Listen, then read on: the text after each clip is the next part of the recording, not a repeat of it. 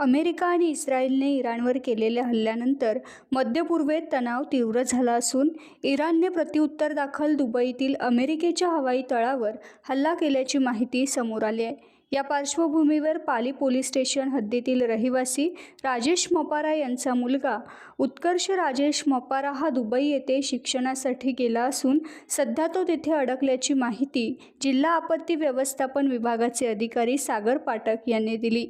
उत्कर्ष मपारा हा Dubai international academic city परिसरातील SP Jain school of global management या महाविद्यालयात शिक्षण घेत आहे। तणावपूर्ण परिस्थितीमुळे काही भागात हालचालींवर निर्बंध लागू करण्यात आल्याचे समजते।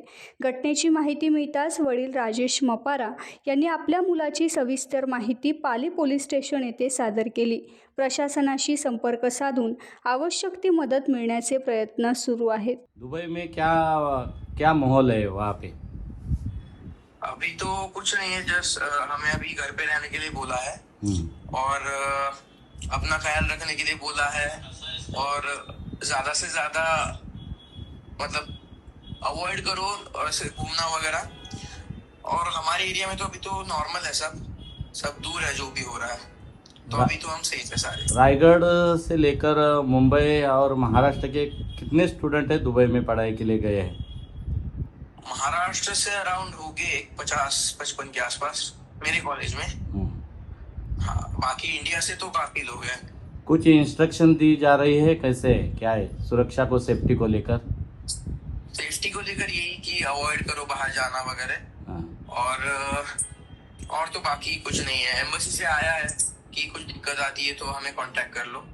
अभी पढ़ाई कैसे चल रही है फिर? पढ़ाई सब ठीक चल रही है, हमारी ऑनलाइन मोड में कर दी है, बस ऑफलाइन के अलावा। ठीक है उत्कर्ष, थँक्यू। उत्कर्ष आता या वायफाय आणि ह्या सगळ्यामुळे ह्याच्यामुळे इंटरनेटमुळे आम्ही त्याला जोडलेलं जातोय, पण एकंदरीत तो जरी दाखवत असला तरी तोही मनातनं घाबरलेला आहे।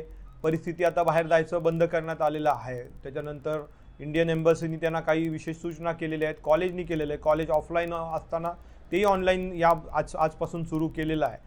गेले शनिवारी रात्री तिथे मोठ्या स्वरूपात क्षेपणास्त्र पडत होती किंवा क्षेपणास्त्र पाडली जात होती, पण ह्या सगळ्यामुळे कुठलाही एखादा विषय असल्यामुळे आणि आम्ही पालक असल्यामुळे खूप सगळं कुटुंब आणि माझे सगळे नातेवाईक आणि माझ्यासारख्या बऱ्याच पालकांना आणि त्यांच्या कुटुंबियांना सुद्धा अतिशय भीतीदायक वातावरण निर्माण झालेलं आहे।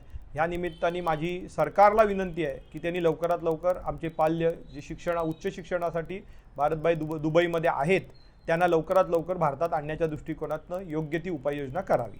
आपण आपल्याला ज्यावेळेस ह्या सर्व गोष्टी समजल्या त्यानंतर आपण काय भूमिका घेतली, आपण प्रशासनाकडे कशी धाव घेतली? मला जेव्हा कळलं की राज्य शासन आणि केंद्र शासनाच्या वतीने ह्या सगळ्यासाठी म्हणून आपत्ती व्यवस्थापनाच्या दृष्टिकोनातून पावलं उचलली जातात, त्यावेळेला मी तातडीने पालीच्या कर्तव्यदक्ष पोलीस निरीक्षक मॅडम हेमा शेरमकर मॅडम यांच्याशी संपर्क केला आणि त्यांच्याकडे सर्व माझी आणि माझ्या मुलाची माहिती पाठवली। त्याच्यानंतर ती माहिती जिल्हाधिकारी आणि जिल्ह्याच्या पोलीस अधीक्षक मॅडम यांच्याकडे पोचवल्यानंतर मुंबईत मंत्रालयात गेली। मंत्रालयाकडनं तातडीने आमच्याकडे विचारणा झाली आणि त्याच्यातनं माझ्याशी आणि माझा मुलगा उत्कर्ष यांच्याशी रात्री 11 नंतरही संपर्क केला गेला।